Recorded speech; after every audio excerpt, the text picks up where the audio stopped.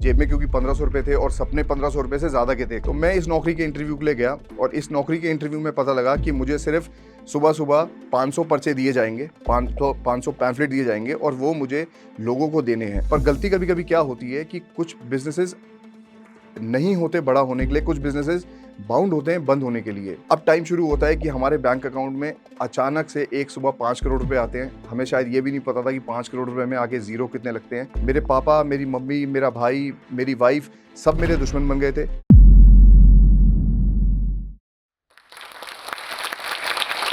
Don't become what they want you to become. दुनिया आपको जो देखना चाहती है, वैसा बिल्कुल भी मत बनिए।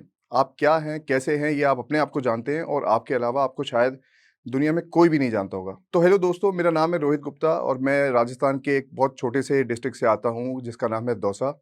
और मैं को-फाउंडर हूँ कॉलेजविद्या.com का। मैं बोलना चाहूँगा कि मैं एक अपर मिडिल क्लास फैमिली में पैदा हुआ था, जहाँ पे मेरे पिताजी गाँव छोड़ के 1970s में आ गए थे दिल्ली। मेरे पापा लोग करीबन 7 भाई थे। उनमें से मेरे पापा ने हिम्मत करी कि वो दिल्ली आए। उन्होंने अपनी पढ़ाई पूरी करी जामिया से और एक सरकारी नौकरी पाई दिल्ली गवर्नमेंट के अंदर। तो मेरे पापा ने हम लोगों को ऐसी लड़ाई नहीं दी जहाँ पे कि हमारे घर में हमें खाना, घर या कुछ ऐशो-आराम की कोई कमी थी।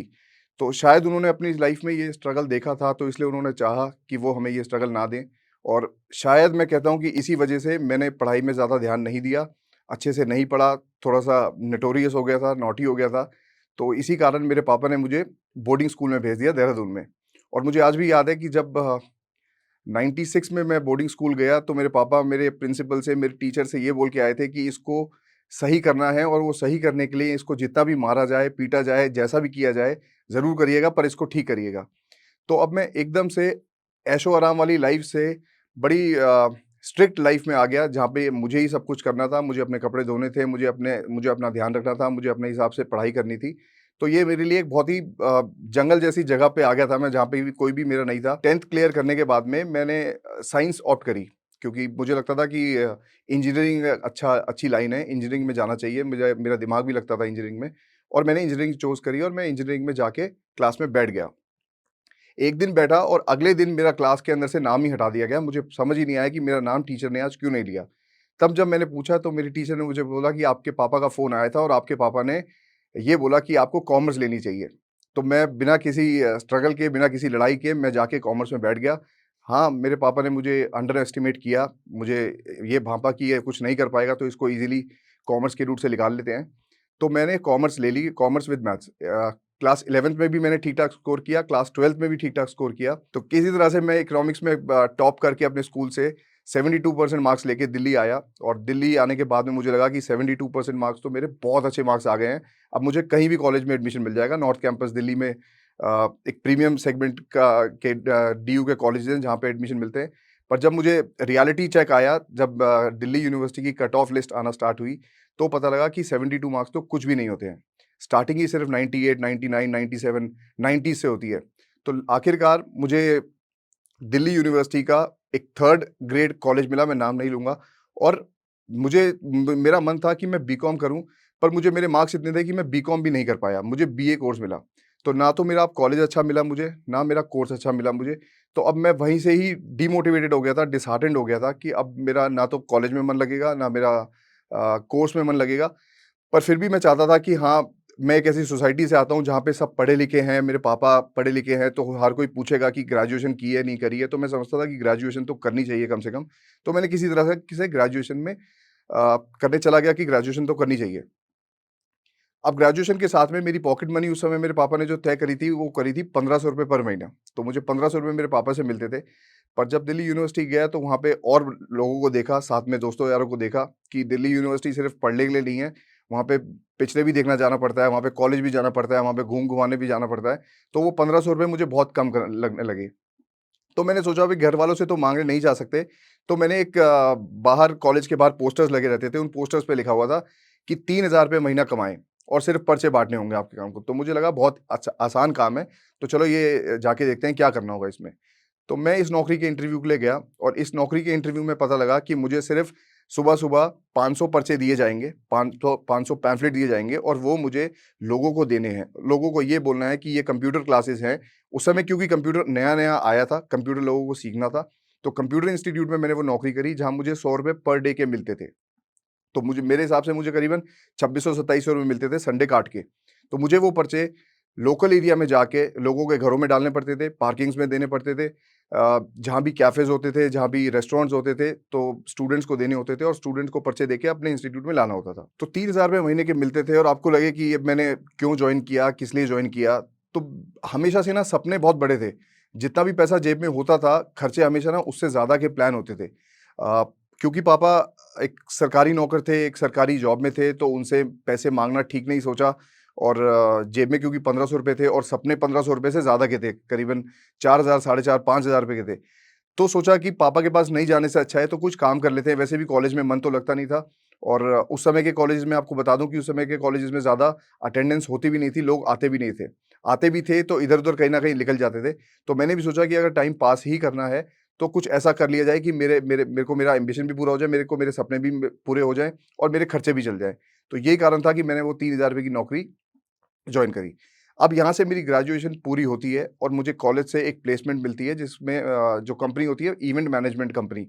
ये इवेंट्स करवाती थी स्पोर्ट्स के, अलग-अलग कबड्डी के, हॉकी के, फुटबॉल के अलग-अलग स्पोर्ट्स इवेंट्स होते थे और मेरा काम होता था कि मैं इन इवेंट्स की स्कॉलरशिप जाके कंपनीज़ को प बताऊँ और उनको क्या-क्या इस स्पॉन्सरशिप से मिलेगा ये सब बताऊँ और स्पॉन्सरशिप सेल करके आऊँ, उनको स्पॉन्सरशिप बेच के आऊँ कि वो हमें इस इवेंट में पैसा दें।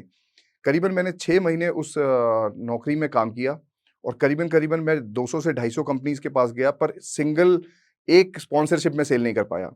तो 6 महीने बाद उस कंपनी ने मुझे अच्छे से प्यार से एकदम बाहर निकाला कि अब आप छोड़ दीजिए, आपसे नहीं होगा और मैं एकदम डिमोटिवेट होके, फ्रस्ट्रेट होके घर पे आके बैठ गया। अब मेरे पास कुछ करने को नहीं था, करीबन 3 महीने मैं घर पे बैठा। फिर एक दिन मेरे पापा मुझसे बोले कि अब मेरे पास ये कुछ सेविंग है, या तो इससे आगे की पढ़ाई पूरी कर लो या फिर कुछ काम कर लो। क्योंकि मेरे पापा नौकरी बैकग्राउंड से थे, तो वो हमेशा चाहते थे कि मैं नौकरी ना करूँ, मैं कोई बिज़नेस करूँ। क्योंकि शायद उन्होंने ऐसे स्ट्रगल्स नौकरी के देखे थे, तो वो उनकी हमेशा से चाहत थी कि मैं बिज़नेस करूँ। हालाँकि मैं आपको अपने मन का बता दूँ कि मेरी चाहत हमेशा से नौकरी की थी। जिस तरह से मैं अपने पापा को सुबह देखता था कि वो टाई पहन के जाते थे और शाम को वापस आते थे, बड़ी डिसिप्लिन्ड लाइफ़ जीते थे वो। तो मैं भी चाहता था कि मैं भी टाई पहन के जाऊँ और जैसे मेरे पापा ने हमें पाला, हम 3 भाई-बहनों को पाला, वैसे ही मैं चाहता था कि मैं भी अपने बच्चों को अपने पापा की तरह पालूँ, जहाँ पे मैं उनको एक अच्छी लाइफ़ दे दूँ। पर किस्मत में कुछ और था, तो पापा से जब ये बात हुई कि कुछ काम कर लेते हैं, कुछ मेरे पास कुछ पैसा है, तो मैंने भी सोचा कि एक क्यों ना वो पर्चे बाँटने वाली जब नौकरी करी थी, तो कंप्यूटर इंस्टीट्यूट एक अच्छी जगह है। कंप्यूटर बहुत चल भी रहे हैं, तो कंप्यूटर सिखाने का एक इंस्टीट्यूट हम भी खोलते हैं। तो पापा से जो उनकी थोड़े से सेविंग के पैसे थे, वो हमने लिए, मैंने और मेरे बड़े भाई ने और हमने एक कंप्यूटर इंस्टीट्यूट डाला, दिल्ली में धौला कुआँ में।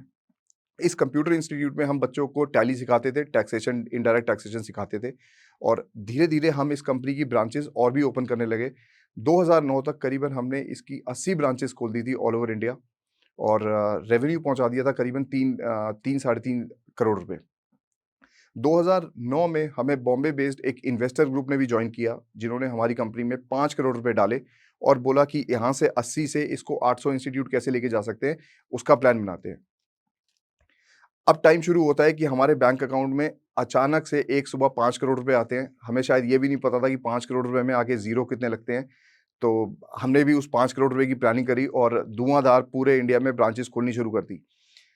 2009 से जैसे ही 2010 आता है, धीरे-धीरे बैंक बैलेंस कम होता जाता है, सेल्स कम होती जाती हैं, ब्रांचेज़ बंद होने जाती हैं। धीरे-धीरे बिज़नेस बहुत नीचे आता रहता है, ब मतलब हर महीने ब्रांचेज़ हमारी क्लोज़ होती जाती हैं। हम इन्वेस्टर्स को कॉल करने लगते हैं, पर इन्वेस्टर्स अब हमारा फ़ोन नहीं उठाते हैं। हम बहुत उनको फ़ोन करते हैं, पर बिल्कुल भी वो हमसे बात करना नहीं चाहते हैं। अ, बहुत डिसहार्टेंड होने के बाद में हम फिर अपने पापा के पास आते हैं कि पापा, बिज़नेस बहुत ख़राब हो गया है, क्या करें? पापा ने बस रिटायरमेंट ली ही थी अपनी, तो पापा के पास में अब कोई पैसा बचा नहीं था। उन्होंने अपना सारा पीएफ का, सेविंग का पैसा हमें लगा दिया था।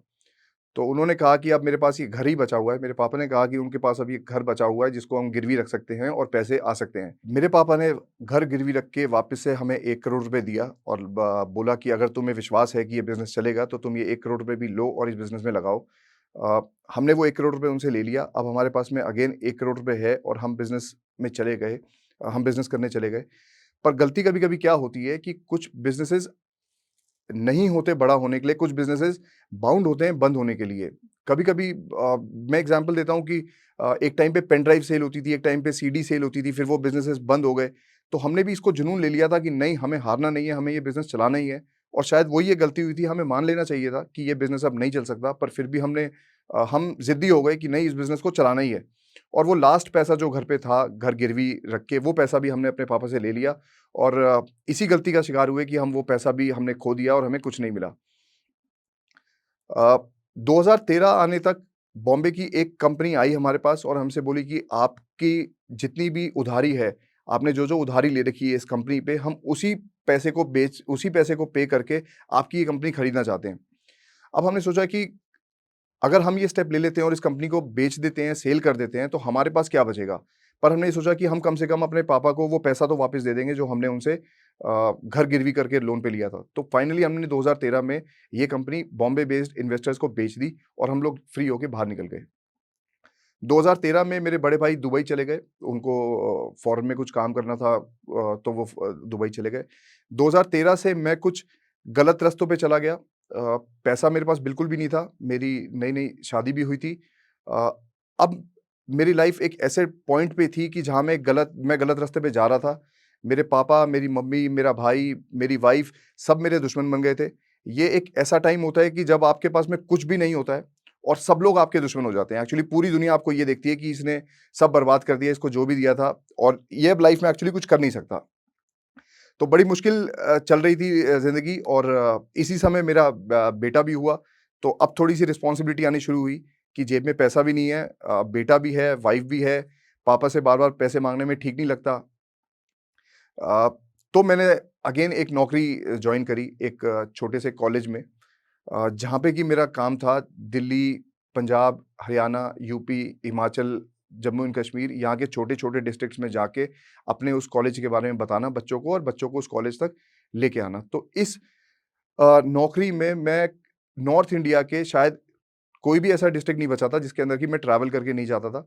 अगर महीने में 30 दिन होते थे तो मैं 40 से 50 डिस्ट्रिक्ट्स में घूम के आता था, बच्चों को बताता था। नौकरी अच्छी चल रही थी, ठीक-ठाक पैसा भी आ रहा था। 2015 मेरी बेटी का जन्म हुआ और मैं इसी काउंसलिंग के विषय में गोरखपुर गया हुआ था, मुझे आज भी याद है। गोरखपुर में मुझे एक पेरेंट्स ने कहा कि ये मेरे बच्चे हैं, इनको आप अपना ही बच्चा मान लीजिए और क्या आप इनको अब उस कॉलेज में भेजना चाहोगे जिसके लिए आप आए हो? उस समय एक घंटी बजी मन में कि नहीं, मैं ऐसा नहीं करना चाहूँगा। अंदर तो ये जवाब आया, बाहर से ये जवाब आया, नहीं, नहीं, अच्छा कॉलेज है, क्यों नहीं, आप आपको भेजना चाहिए। पर मुझे पता था कि मैं जब अपने बच्चों को इस कॉलेज में नहीं भेज सकता, तो इनके बच्चों को कैसे भेज सकता हूँ?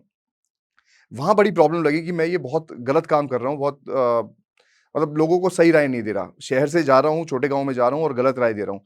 वहाँ से मन खराब होने लगा इस नौकरी से।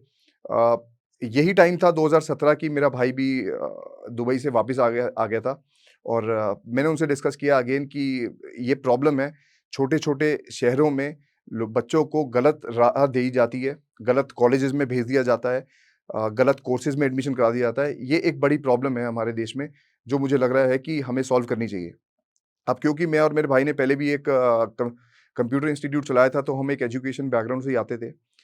तो हमने सोचा क्यों ना एक ऐसा प्लेटफ़ॉर्म क्रिएट किया जाए, एक ऐसी जगह क्रिएट की जाए जहाँ पे कि दुनिया की सारी प्रकार की एजुकेशन एक ही जगह आ जाए और बच्चों को फ्री हैंडेडली ये चूज़ करने का राइट हो कि उनके लिए क्या सही है, क्या नहीं सही है। मैं इस जगह पे क्यों आया मैं आपको ये भी बताता हूँ। हम जब स्कूल से बाहर निकलते हैं, हमारी दुनिया बड़ी छोटी-सी होती है। हमारी दुनिया के अंदर सिर्फ़ हमारे पेरेंट्स होते हैं, हमारे दोस्त यार होते हैं। तो ज़्यादातर हम लोग डिसीज़न लेते हैं जो हमारे दोस्त करने जा रहे हैं उसके लिए या फिर जो हमारे माँ-बाप बोल रहे हैं उसके लिए। पर क्या पता हमारी चाहतें कुछ और हों, हमें कुछ और करना हो। यही रास्ता ढूँढने के लिए हमें कभी भी मदद नहीं कही जाती कहीं से। यहीं जन्म होता है कॉलेजविद्या.com का, जहाँ पे कि हमने देश की जितनी भी यूनिवर्सिटीज़ थी, जितने भी कॉलेजेस थे, जितने भी इंस्टीट्यूट थे, सबको एक जगह लाने का प्रयास किया कि हम लोग एक जगह इनको लाने की कोशिश करते हैं। प्लान हो गया, आइडिया मिल गया, अगेन अब चैलेंज आया कि पैसे कहाँ से आएँगे? पैसे क्योंकि इस बार अब कोई भी पैसे देने को था नहीं हमारे पास में, तो फाइनली ये आइडिया मैंने जाके अपनी वाइफ़ को सुनाया और मेरी वाइफ़ को बड़ा अच्छा लगा कि ठीक है, दोबारा से रीस्टार्ट करना चाहते हैं। तो मेरी वाइफ़ को मैं अपना पहला इन्वेस्टर भी बोलता हूँ इस बिज़नेस के अंदर कि जिसने मेरी हेल्प करी, अपनी सारी ज्वेलरी मुझे दी और बोला इसको बेच के आप दोबारा से बिज़नेस स्टार्ट करो। वो ज्वेलरी मुझे ध्यान है कि मेरी शादी की ज्वेलरी थी और वो करीबन 15 लाख रुपए की बेची थी मैंने 2017 में। उस पैसे से हम लोगों ने वेबसाइट बुक कराई, 4 लोगों को हायर किया, 4 लोगों को रखा अपने पास में, उनको अपना आइडिया बताया। अ, उन्होंने हमारे इस आइडिया में बिलीव किया और धीरे-धीरे हम लोग एक ये वेबसाइट बिल्ड करना स्टार्ट किया हम लोगों ने। अ, स्टार्टिंग में इस वेबसाइट को हम लोग गूगल पे डालते थे, फेसबुक पे डालते थे, इंस्टाग्राम पे डालते थे, अलग-अलग वेबसाइट्स पे डालते थे और थोड़ा-थोड़ा ट्रैफ़िक भी आता था और हम खुद ही काउंसिल करते थे। अब काउंसिल करने का तरीका ये नहीं था कि मेरे पास सिर्फ़ एक कॉलेज था, अब मेरा काउंसिल करने का ये तरीका था कि बच्चा करना क्या चाहता है। अब मेरे सवाल बदल गए थे, अब मेरे सवालों में ये नहीं आता अब मेरे जवाबों में ये नहीं आता था कि आपको ये करना चाहिए।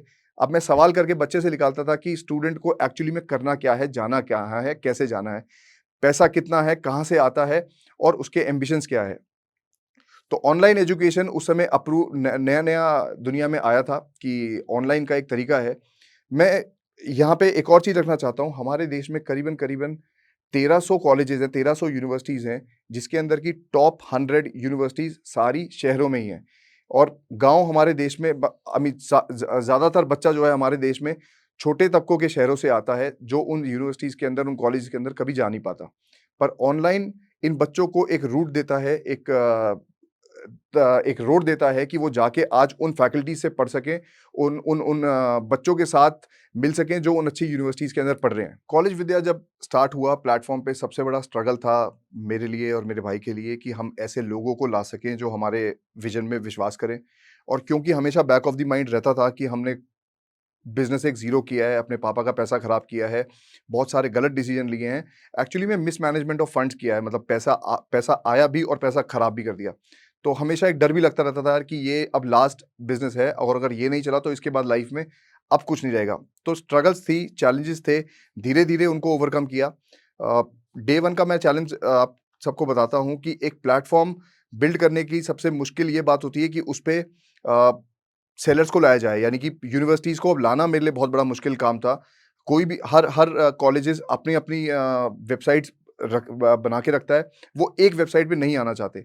तो सबसे मुश्किल था सबसे पहले एक कॉलेज को अपने वेबसाइट पे लाना, फिर दूसरे को लाना, फिर तीसरे को लाना, क्योंकि हम लोग इंडिया की बात कर रहे थे, तो मुझे सारे कॉलेजेस को अपनी वेबसाइट पे लाना था। इसी बीच के अंदर हमारा मेन वेबसाइट बनाने वाला लड़का चला गया। अब जब वो चला गया तो हम फिर बीच में आके अटक गए कि अब हमारे पास कोई भी नहीं है। पर एनीवेज़ जितनी बनी थी उसके साथ ही काम स्टार्ट किया। स्टार्टिंग के बच्चे आने लगे, हमने खुद ने काउंसलिंग करना स्टार्ट करी और धीरे-धीरे मतलब 2017 की बात करूँ तो साल में करीबन 100 बच्चों को काउंसिल किया। 100 बच्चों ने में से करीबन 5 बच्चों ने एडमिशन लिया प्लेटफ़ॉर्म के थ्रू। 2018 में ये 100 बच्चे करीबन 1000 बच्चों में कन्वर्ट हो गए, 1000 बच्चे काउंसलिंग लेने आए और करीबन 100 बच्चों ने एडमिशन लिया। 2017 से 2019 तक हम लोग टीम हो गए थे 10 लोगों की और 2019 के बाद में जब कोविड आया तो अचानक से सिर्फ मेरे बिज़नेस की नहीं, सारे बिज़नेस की कमर टूट गई। पर अगेन क्योंकि मैं एक बैकग्राउंड से आता हूँ कि जहाँ पे हम ज़िद्दी करते थे, ज़िद में रहते थे, तो हमने कोविड के बाद में जहाँ लोगों को देखा कि लोग कंपनियों में स्लो कर रहे हैं, धीरे कर रहे हैं, एम्प्लॉइज़ को निकाल रहे हैं, टीम्स को खर्चे कम कर रहे हैं, हमने सोचा नहीं, अगेंस्ट द फ्लो चलते हैं, उल्टा चलते हैं।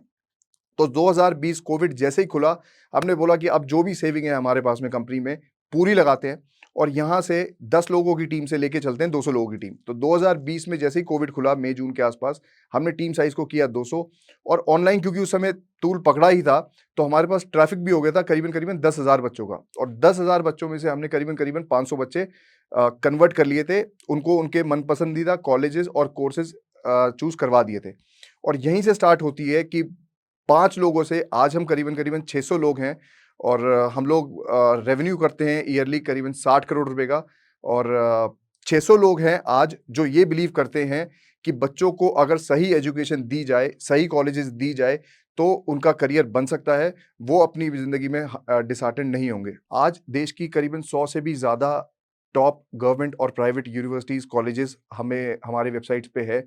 कुछ यूनिवर्सिटीज़ और कुछ कॉलेजेस के मैं नाम यहाँ लेना चाहूँगा जिन्होंने हम पे भरोसा किया। कुछ नाम है आईआईएम्स, आईआईटीज़ और BITS Pilani, Manipal group of higher education, Amity university, Narsee Monjee university, Symbiosis university, ये सारे कुछ नाम हैं जो हमारी वेबसाइट्स पे हैं, जिनमें हमने आज हज़ारों बच्चों को काउंसिल करके इन यूनिवर्सिटीज़ तक पहुँचाया। मेरा आज यहाँ पे आने का उद्देश्य ये है कि मैं उन सारे बच्चों को ये मैसेज दे पाऊँ कि अपनी पढ़ाई खत्म करने के बाद में कोई भी नौकरी मिले, कोई भी जॉब मिले, चाहे वो कितनी छोटी हो, कितनी बड़ी हो, वो करना ज़रूर, पीछे मत हटना। लाइफ़ कहाँ से कहाँ लेके जाएगी, एक पोस्टर बाँटने वाले लड़के को पोस्टर बाँटने से आज 600 लोगों की कंपनी चलाने तक पहुँचाती है। तो अगर ड्राइवर का नौकरी मिले, फूड डिलीवरी की नौकरी मिले, कोरियर बॉय की नौकरी मिले, कोई भी नौकरी मिले, वो करना ज़रूर, छोड़ना मत। धीरे-धीरे अपनी पढ़ाई पूरी करना, सपने साकार होते हैं, सपने पूरे होते हैं। जो भी लोग बिज़नेस करना चाहते हैं, धंधा करना चाहते हैं, उनके लिए मेरा मैसेज ये है कि बिज़नेस सीखने का कोई स्कूल नहीं होता। कोई कॉलेज नहीं है दुनिया में, कोई इंस्टीट्यूशन नहीं है जो आपको बिज़नेस करना सिखा सके। बिज़नेस करने के कोई रूल्स नहीं होते हैं। बिज़नेस करने का सिर्फ़ ये रूल होता है, जो मन में आए करो, जाके हारो, फिर करो, फिर हारो, फिर करो, फिर हारो। जीत मिलती ज़रूर है, पर बिज़नेस करने के लिए कोई किताब आपको मिलेगी कि मैं ये किताब करके बिज़नेस कर लूँगा, तो ऐसा कोई रूल नहीं है। तो बिज़नेस करना है, अपने आप में विश्वास रखो, अपने बिज़नेस आइडिया में विश्वास रखो और अपने उस आइडिया को लोगों तक पहुँचाओ जो उसमें विश्वास करें। मिसमैनेजमेंट ऑफ फंड्स को लेके मैं एक और अपने ही तजुर्बे से एक बात बताना चाहूँगा। 2019 में हमारे पास एक ठीक-ठाक फंड इकट्ठा हो गया था इस बिज़नेस से, पर हमने इस पैसे को यूज़ करने के लिए ये नहीं सोचा कि आज ही सही टाइम है, इसको खर्चा करो। सही अपॉर्च्युनिटी, सही टाइम का वेट किया और वो हमें मिला भी कोविड के रूप में। तो जैसे ही कोविड खत्म हुआ, हमारे पास पैसा था, हम यहाँ से स्केल कर सकते थे। पर अगर ये पैसा मैंने 2018 या 2019 में ही बिज़नेस में लगा दिया होता, तो शायद मेरे पास ये अपॉर्च्युनिटी नहीं आती कि जब ऑनलाइन का बूम आया, तो मेरे पास पैसा हुआ और मैंने ये पैसा यूज़ कर लिया अपनी टीम को स्केल करने के लिए। और आखिरी में जोश प्लेटफ़ॉर्म का धन्यवाद करना चाहूँगा कि जोश प्लेटफ़ॉर्म ने मुझे ऐसा मौका दिया कि मैं हज़ारों लाखों लोगों तक पहुँच सकूँ, अपनी कहानी बता सकूँ और लोगों को प्रेरित कर सकूँ।